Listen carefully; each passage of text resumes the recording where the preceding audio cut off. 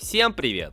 Вы на канале Realistic PS. За последние несколько месяцев в комментариях под некоторыми роликами, постами в соцсетях я то и дело, что вижу комментарии наподобие «А когда будет PS Rus? Когда выйдет новая версия PS Rus?» А учитывая, что не так давно мы уже рассматривали один из глобальнейших патчей для 21 части, пришло время обратить внимание на нашу модификацию. Сегодня я рад представить вашему вниманию небольшое дополнение для нашего патча PS Rus версии 6.0, а именно небольшой апдейт под сезон 23-24. Я расскажу о контенте нашего апдейта и как его правильно установить. Поэтому устраивайтесь поудобнее, не забывайте поддерживать это видео своими большими пальцами вверх и подписывайтесь на канал с колокольчиком, если находитесь здесь впервые. Но перед тем, как мы приступим к обзору небольшого апдейта для PS Rus, хочу сделать небольшое объявление. Ведь Лига Эквалайзер на PlayStation в рамках eFootball продолжает набор игроков. Если вы не знаете, чем заняться в eFootball помимо дивизионов и ивентов, то это прекрасная возможность занять себя матчами против реальных соперников. Собирайте свой собственный и уникальный клуб и способствуйте его усовершенствованию. Также повышайте свой скилл и в целом управляйте клубом от и до. Также занимайтесь трансферами с такими же реальными людьми и, что не менее интересное, большинство матчей проходит в режиме прямых трансляций. Все это и не только ожидает вас по ссылке в описании и в закрепленном комментарии. Не пропустите. Итак, поскольку это лишь апдейт, а не полноценная версия патча, то и контент обновлен, так сказать, не полностью, а именно были обновлены топовые лиги на сезон 23-24, а именно АПЛ, Серия А, Ла Лига, Бундеслига, ну и, конечно же, наша российская премьер-лига. Лиги бывших стран СНГ, наподобие белорусской, украинской лиги, к сожалению, я не смог обновить, поскольку не было времени, точно так же, как мы и не обновили лигу ФНЛ, то есть все эти лиги остались на сезон 22-23.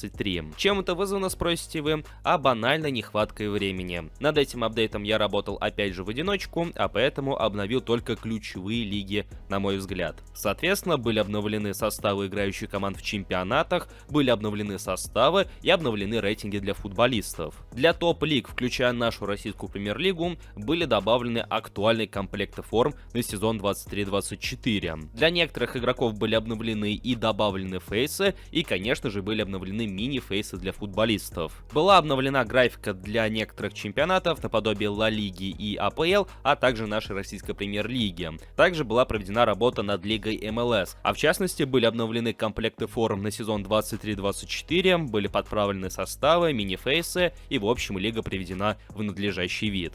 Что касаемо установки, то здесь у вас не должно не возникнуть никаких проблем. Точно так же, как и установка не должна занять у вас много времени, поскольку это лишь апдейт к основной версии патча. Первое, что вам необходимо, это патч, а именно предыдущая его версия 6.0, которая вышла прошлой весной. Ссылка на ролик с обзором на эту версию и ссылка на этот патч будет в описании под этим роликом. Для всех тех, кто продолжает играть на PS Rus, вам лишь необходимо скачать архив по ссылке в описании. Там вас будет ожидать текстовый установщик, как правильно по пунктам установить данный патч. Ну а если вкратце, то сначала вам необходимо удалить вот эти вот папки, их название вы наблюдаете на своих экранах на всякий случай. И после того, как вы их удалили, копируйте файлы из архива в вашу папку с игрой, в вашу папку eFootball 2021. Убедитесь, что у вас всплыло окно с подтверждением замены файлов и подтверждайте эту самую замену. После чего идете в «Мои документы», кидайте папку из архива в папку «Мои документы» и также подтверждаете замену файлов. Установка завершена, запускайте игру через execshник cider.exe от имени администратора.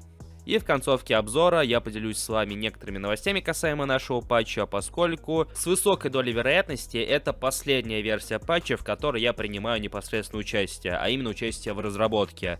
Точно так же, как и предыдущую версию 5.0, которая выходила предыдущей весной, ровно год назад. Этот мини-апдейт я также собирал в одиночку, в отличие от версии 6.0, которую мы собирали с другим автором тоже. И учитывая, что работать в одиночку это на самом деле непросто, отнимает много времени, а столько времени у меня уже, к сожалению, нет, я боюсь, что не смогу продолжить работу над PS Rus в дальнейшем. Поэтому, скорее всего, это, можно сказать, последняя версия PS Rus. Возможно, после зимнего трансферного окна выйдет какой-нибудь небольшой зимний апдейт с зимними трансферами, а может быть второй разработчик снова подключится к работе, и нам будет что вам рассказать снова. Но на данный момент времени работа над PS Rus пока что прекращается. Касаемо же патча на PlayStation 4, а именно патча с RPL для консоли, он также планируется, над ним я начинаю потихоньку вести работу и заранее предупреждаю, что он будет платным. Я понимаю, что это решение кажется странным, учитывая, что предыдущие года я всегда делал патчи бесплатными,